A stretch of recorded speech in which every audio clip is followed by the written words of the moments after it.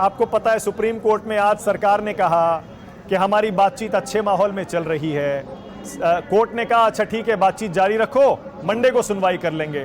तो ऐसे में आप कल क्यों ये ट्रैक्टर मार्च निकाल रहे हैं दिल्ली के सारे बॉर्डर्स पर?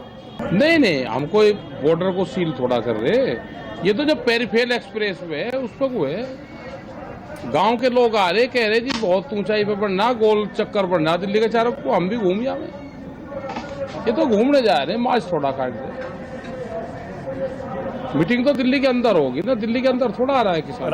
राकेश जी एक सेकंड, तो और दिल्ली के बाहर वाले। राकेश जी एक सेकंड रुकिएगा। टिकैत साहब एक सेकंड रुकिए। अब देखिए आप इसको कितना हल्के में कह रहे हैं कि किसान कह रहा है, गांव वाला कह रहा है हम भी घूम आए। ये घूमने का मसला थोड़े है, ये तो बहुत गंभीर मसला हो चला है।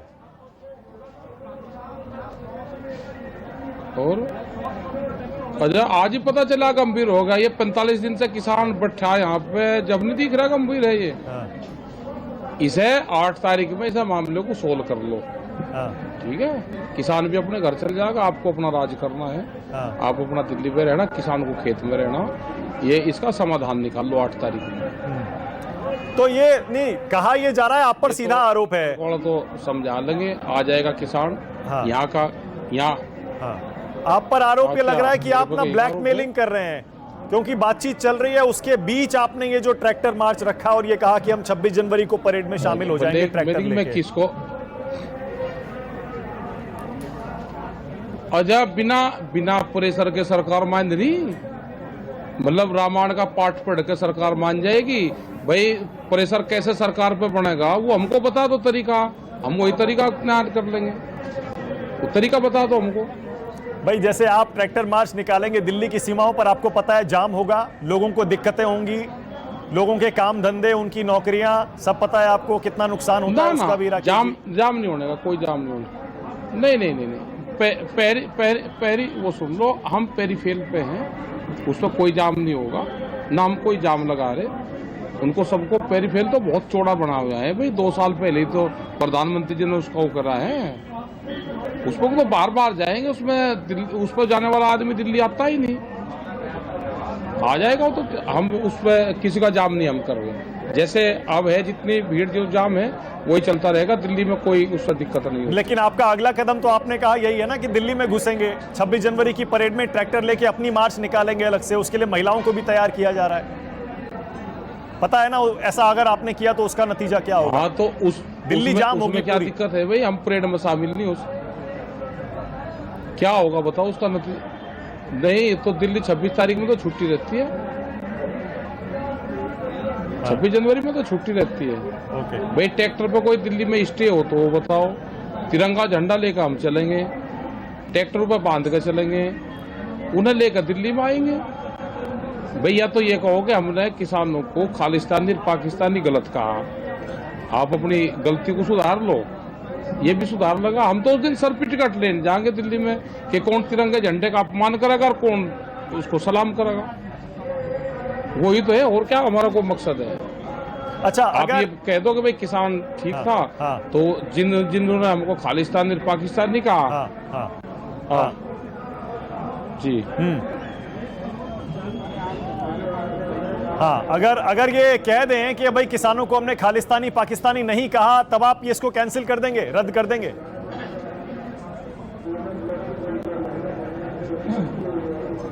वो बात कर लेंगे अपनी कमेटी में, इनसे खुआओ कि भाई किसान देश का किसान है, ठीक है, देश का किसान है, उस पर फिर चर्चा कर लेंगे अपनी।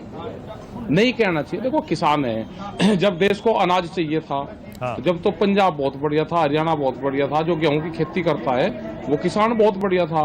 2007 में जब देश बाहर से अनाज मांग रहा था और फिर यहाँ की सरकार ने, प्रधानमंत्री ने बुला के किसान को कहा कि देश का उत्पादन आप गेहूं का बढ़ा दो, चौधरी महेंद्र सिंह टिकैत जी को बुलवाया, उस टाइम तो बहुत बढ़िया था ये किसान।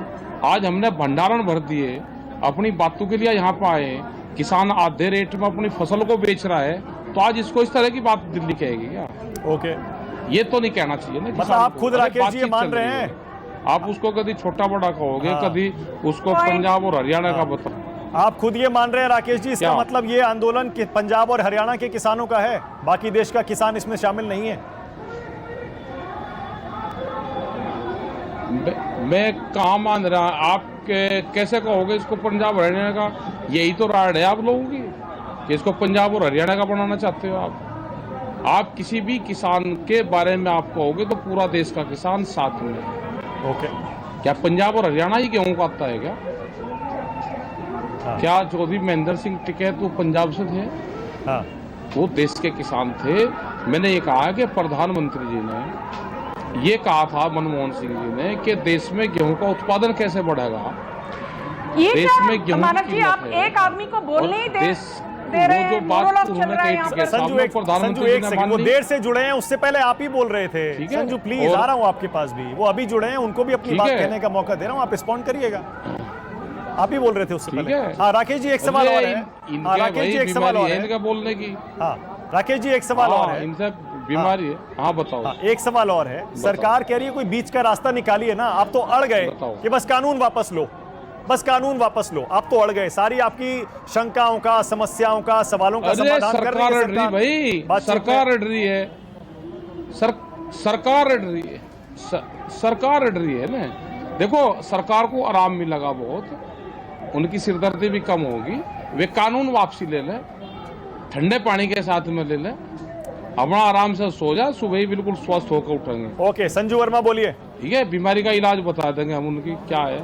ये कानून वापसी उनको लेने पड़ेंगे जी। ये ओके। आज ले लेंगे, 10 दिन में ले लो, 2 महीने में ले लो। ओके। नमस्कार, मैं हूं मानक गुप्ता। अगर आपको हमारा ये वीडियो पसंद आया हो तो इसे लाइक और शेयर जरूर करें, और हाँ, हमें सब्सक्राइब और फॉलो करना ना भूलें ताकि आप देश और दुनिया की कोई खबर मिस ना करें। तो जुड़े रहिए हमारे साथ और देखते रहिए न्यूज़ 24।